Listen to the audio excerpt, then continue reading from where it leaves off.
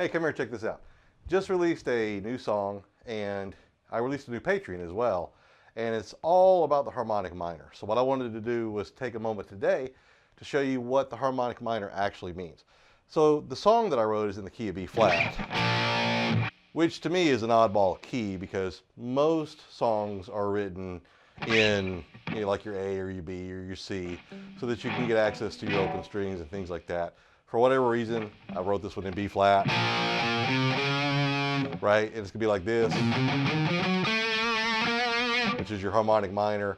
Chords kind of sound like this.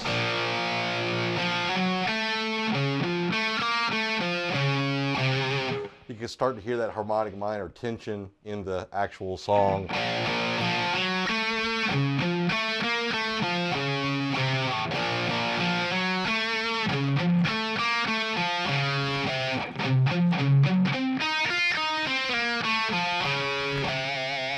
So there's a lot of that going on in there, and then it lends itself to that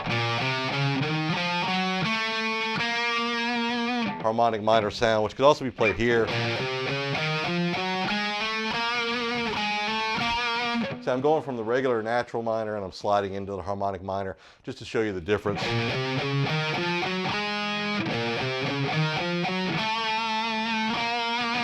what I'm going to do today is I'm going to show you the harmonic minor pattern and give you an idea of what it kind of looks like. In the next lesson, I'm going to show you how to kind of slide that up and down the fretboard to give you an idea of how you can move it around, which is always kind of the goal of understanding how the shapes lock together like puzzle pieces and how you can move things around on the fretboard. Things that I teach in my free course over at justpickuptheguitarango.com, so be sure to check that out.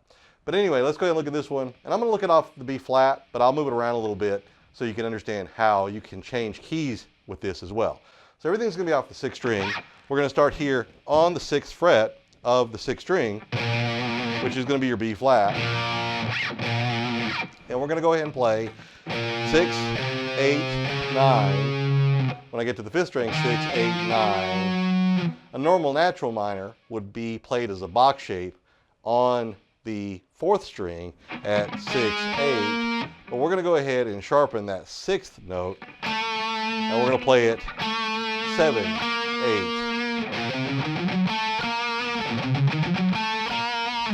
And then from there, we're going to play the same thing because we already hit the root, right? The octave on the 8th fret of the 4th string. And we're just going to keep on going. And I'll just keep this as a box shape for right now. That's going to be the same notes, right? So let's go ahead and look at what those are. We're starting on the 4th string of the 8, playing that with my pinky, because we're just going to go across as a box. 3rd string is going to be 5, 6, 8. 2nd string is going to be 6, 7, 10. Then when I get to the 1st string, I'm going to play one note there just to end it out, and it's going to be on the 6th fret of the 1st string. So you have this whole thing. And you have, and that's going to be box shape across the 6 strings.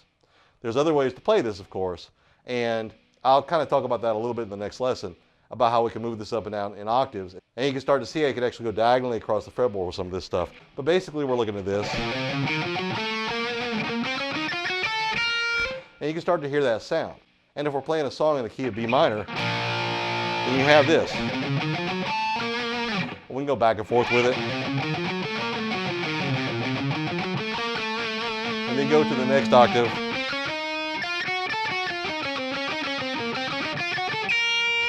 So that's something you can practice with right there. Just going back and forth and think about it in 2 chunks. I like to chunk things. I like to take things in little parts. That old expression, how do you eat an elephant? 1 bite at a time. Like you take it in small chunks. If you can get good at doing this,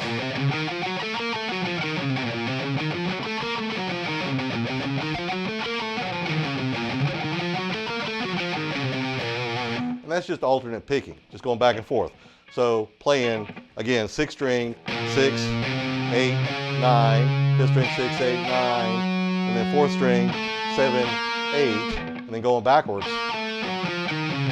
An alternate pick, down, up, down, up, down, up, down, up, down, up, down, up, down, up, down.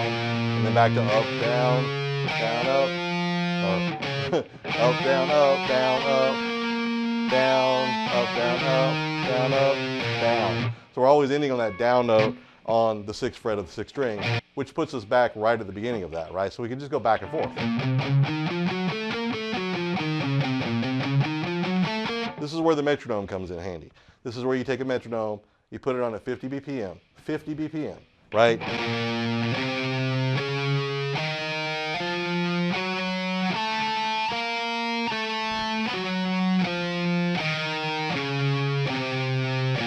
Whole notes, then half notes.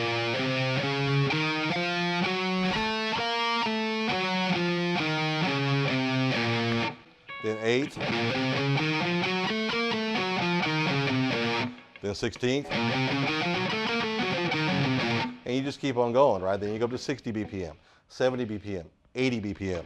Get that down pat.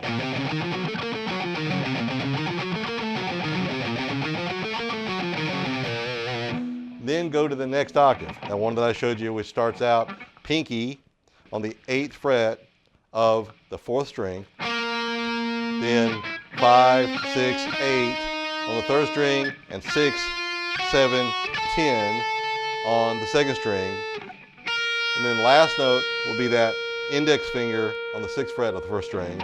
And we're going to do the same thing with the alternate picking. We're going to go down, up, 2nd string down, up, down, 1st string up, back to the 2nd string down, up, down, 3rd string up, down, up, back to the 4th string, that only note on the 4th string, down. Now we're back to the down pattern where we're playing down, up, down, up, down, up, down, up, and then keep on going. So you're going to go ahead and play that again.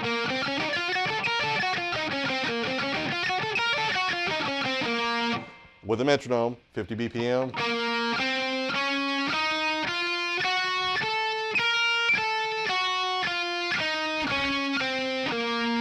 That was whole notes, then you go up to half notes. 8th notes. 16th. At 50 BPM, it's going to get kind of fast. Then you move to 60 BPM, 70 BPM, 80 BPM, and then connect the shapes. You chunked it, now let's connect them. And right there, this is where it's going to get tricky. And this is the kind of muscle confusion stuff that I like to teach in a lot of my lessons, where instead of landing on that with my middle finger, I'm going to land on it with my pinky, so I can go ahead and go into the next shape. Right here, pinky to index finger. So, like that would be the normal shape with my middle finger. Now I went from index finger to pinky.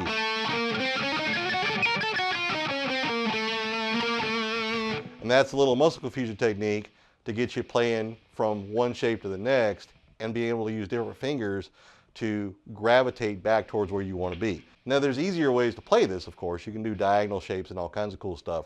But I love to throw in the muscle confusion things every now and then to give you an idea of if you can do this, then you could definitely do the easier stuff.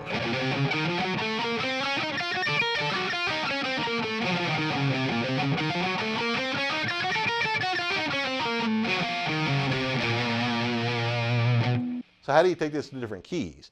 Well, if you stay with the 6th string, you just move this back and forth. So we can go ahead and start here on the B flat. If I move up 1 fret, I'm in the key of B. And keep on going. Exact same shape, and I'm not going to tell you the frets. I'll tab it out for you though, but you just go ahead and move up or you move back, right? If I start on the 6th string at the 7th fret, then I'm in the key of B. If I start on the 8th fret of the 6th string, then I'm in the key of C.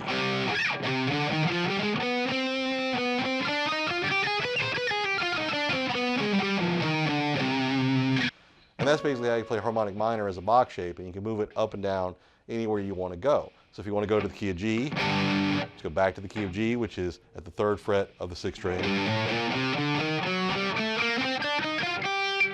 Right there. Move up to the 5th fret and you're in the key of A.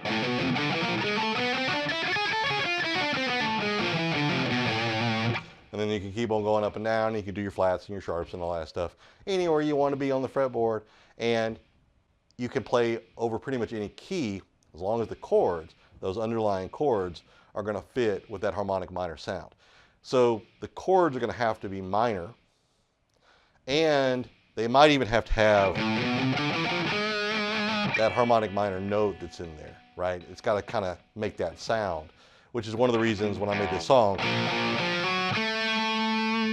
I added it. Because normal minor would have been, but I went ahead and added this instead of that. Even though that's still in there, and it would still work, it just gave it a little bit extra flavor in the underlying chords to make it sound darker, which is something that you think about when you're writing songs, is you go ahead and add in that underlying chord structure that is going to lend itself better to the scale. And the cool thing about a lot of rock and metal is you're just using those power chords anyway, which is just your root and your fifth. So a lot of scales will work for that. A lot of pentatonics, a lot of your harmonic minor shapes, your modes of the harmonic minor, and then your major modes as well, which you could start off with like your natural minor, your Aeolian mode, and all of that will usually work, which is why a lot of people just gravitate back towards a lot of that stuff and just playing power chords, keep it simple. But if you want to make it a little bit more complicated, you can create some cool chords. Just try to use the notes of the scale when you're creating chords. Now, you could go ahead and find a chord book and look up chords online, things like that, and find chords that will work. That's an easy way to do it. Or you could just go ahead and think about the notes of the scale and how can you create chords around this. Sometimes that's what I do. Like I'll create chords based around that, and I may not even know what the chord name is, but there's a name for it. And that's what's cool about it, is you can come up with all kinds of cool stuff without knowing what it's called, but it's still going to make really cool music. And that is one of the really cool things about music, or any art for that matter, is you may not even know what you're doing, but you're just doing really cool stuff, and it's cool. I think I said cool about 500 times. But anyway, if you enjoy this lesson, let me know in the comment section. Have you heard the song? I'm going to be releasing it on this channel, but it's already out on my Devin Hymns channel. But have you heard the song? Check it out. If not, I'll be posting it here pretty soon as well. It is a good song, and I endorse it. So if you like it, let me know in the comments if you did. If not, go check it out. And don't forget that I do have a free course out there at justpickuptheguitarandgo.com, which is a 7-day free course, helps you understand the fretboard a lot better, especially a lot of the major and minor scales, pentatonic and things like that. So you can move these shapes all over the place, see the fretboard in a whole new way, how the shapes interlock like puzzle pieces and all kinds of cool stuff. So get that free course, get on my mailing list. Anytime I put out lessons like this, I do usually tab them out. And those tabs, you'll also get in the membership section when you get the free course. There'll be a link directly to that, so you can go and get tabs for lessons like this, and also the free course. You're on my mailing list. You get emails when I put out other stuff. Sometimes I got paid stuff out there as well, so when you sign up, understand that. You can unsubscribe at any time, and you still have access to the free course and the membership section. So check that out. See you in the next one.